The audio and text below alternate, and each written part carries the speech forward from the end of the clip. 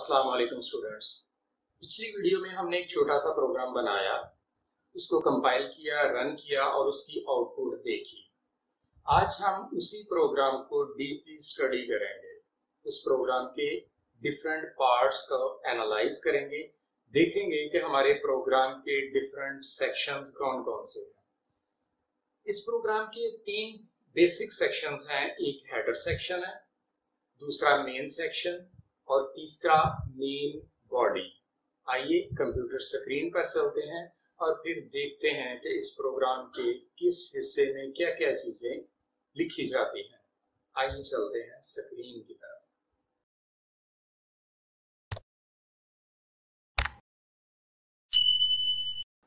हमारे पास ये प्रोग्राम मौजूद है। इसकी 7 लाइनें थी। मैंने लाइन नंबर्स लगा दिए ताकि समझने में आसानी रहे। टोटल 7 लाइनों का प्रोग्राम था जिसे हम समझेंगे। इसकी लाइन नंबर 1 और लाइन नंबर 2 इनको देखें। इसके शुरू में लिखा हुआ है हैश साइन है, या इसे शॉप साइन भी कह लें, नंबर साइन कह लें। इसके बाद है इंक्लूड, फिर कर्ली ब्रैकेट के अंदर stdio.h। दूसरी लाइन पर number sign, include, curly bracket के अंदर conio.h। ये दोनों हेडर फाइल्स हैं। जहां पर ये हेडर फाइल्स का जिक्र किया जाता है, हेडर फाइल्स जब प्रोग्राम में शामिल की जाती हैं तो उतने हिस्से को लिंक सेक्शन या हेडर सेक्शन कहा जाता है। अब ये लिंक या हेडर क्या चीज़ है, ये हेडर फाइल्स क्या चीज़ें हैं, इसको समझेंगे कि सी लैंग्वेज में प्रोग्राम लिखते हुए हम लैंग्वेज में पहले से डिफाइन किए गए फंक्शंस को इस्तेमाल कर सकते हैं, लेकिन जिन फंक्शंस को हम इस्तेमाल करेंगे उन फाइलों को भी शामिल करना पड़ता है जिन फाइलों में इन फंक्शंस को बयान किया गया है। ये फाइलें हेडर फाइल्स कहलाती हैं। हम प्रोग्राम के शुरू में इंक्लूड स्टेटमेंट लिखकर अपने प्रोग्राम में ये हेडर फाइल्स शामिल करते हैं। यानी सी लैंग्वेज बनाने वालों ने बहुत से फंक्शंस ऐसे बना के सी लैंग्वेज में सेव कर दिए जिन्हें हम यूज़ कर सकते हैं, लेकिन ये ज़रूरी है कि उन फंक्शंस को अगर यूज़ करना है तो उन फंक्शंस वाली फाइलों को शुरू में अपने प्रोग्राम में इंक्लूड करना ज़रूरी है। इसलिए हमने पहली 2 लाइनों में 2 हेडर फाइल्स इंक्लूड की, पहली stdio और दूसरी conio। ये 2 हेडर फाइल्स हमने अपने प्रोग्राम में शामिल की ताकि इन फाइल्स में मौजूद फंक्शंस को, यानी printf फंक्शन या getch फंक्शन जो लाइन नंबर 5 और लाइन नंबर 6 पर मौजूद हैं, उन फंक्शंस को हम यूज़ कर सकें। तो ये था लिंक सेक्शन या हेडर सेक्शन। उसके बाद दूसरी चीज़ आ जाती है जो कि लाइन नंबर 3 पर, इस वक्त मैंने हाईलाइट की लाइन नंबर 3। लाइन नंबर 3 पर लिखा हुआ है इंट मेन या वाइड मेन भी लिखा जा सकता है। ये मेन फंक्शन है। हर सी प्रोग्राम एक मेन फंक्शन से शुरू होता है और हमारा प्रोग्राम यहीं से एग्जीक्यूट होना शुरू होता है। इसके बाद अगली चीज़ लाइन नंबर 4 पर देखें, दरमियानी ब्रैकेट स्टार्ट हो रही है और लाइन नंबर 7 पर यही ब्रैकेट क्लोज की जा रही है।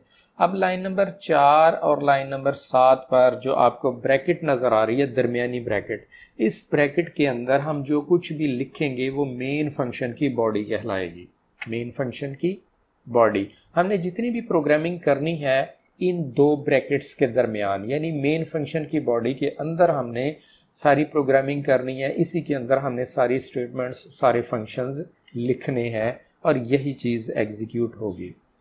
अब फंक्शन की, मेन फंक्शन की बॉडी के अंदर आ जाएं, लाइन नंबर 5 पर आ जाएं। लाइन नंबर 5 पर लिखा है प्रिंट एफ। ये स्टेटमेंट स्क्रीन पर कोई चीज़ प्रिंट करने के लिए, स्क्रीन पर आउटपुट दिखाने के लिए इस्तेमाल किया जाता है। प्रिंट एफ फंक्शन है। ये कंप्यूटर की स्क्रीन पर आउटपुट लेने के लिए इस्तेमाल किया जाता है। प्रिंट एफ के बाद दरमियान छोटी ब्रैकेट है।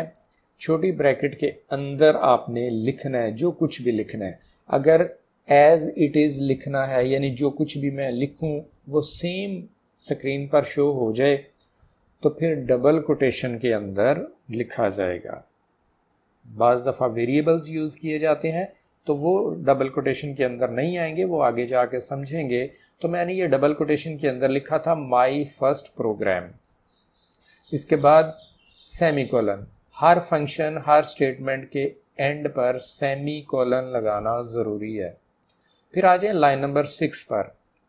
यह मैंने एक और फंक्शन यूज़ किया, गेट ch, स्मॉल ब्रैकेट लगा के आगे सेमीकोलन लिखा। गेट ch का मतलब है गेट कैरेक्टर, यानी लाइन नंबर 5 ने जो आउटपुट दी स्क्रीन पर, वो आउटपुट स्क्रीन पर मौजूद रहेगी। कब तक मौजूद रहेगी? जब तक मैं कीबोर्ड से कोई की प्रेस ना कर दूं, उसे कोई कैरेक्टर ना दे दूं। लाइन नंबर 6 का यही काम है कि आउटपुट स्क्रीन पर रुकी रहेगी, शो होती रहेगी जब तक मैं कीबोर्ड से कोई की प्रेस ना कर दूं। जो ही मैं कीबोर्ड से कोई बटन प्रेस करूंगा तो वो आउटपुट गायब हो जाएगी, हम वापस अपने एडिटर में चले जाएंगे। तो ये था हमारा आज का लेक्चर, जिसमें हमने देखा कि प्रोग्राम के कितने बड़े हिस्से हैं। प्रोग्राम की साख्त में बड़े बड़े मेन हिस्से 3 हमने जिनका जिक्र किया। पहले हिस्से को कहते हैं लिंक सेक्शन या हेडर सेक्शन, जिसमें हम हेडर फाइल्स अपने प्रोग्राम में इंक्लूड करते हैं। उसके बाद दूसरी चीज़ हमने देखी मेन सेक्शन, जिसमें मेन फंक्शन आ जाता है।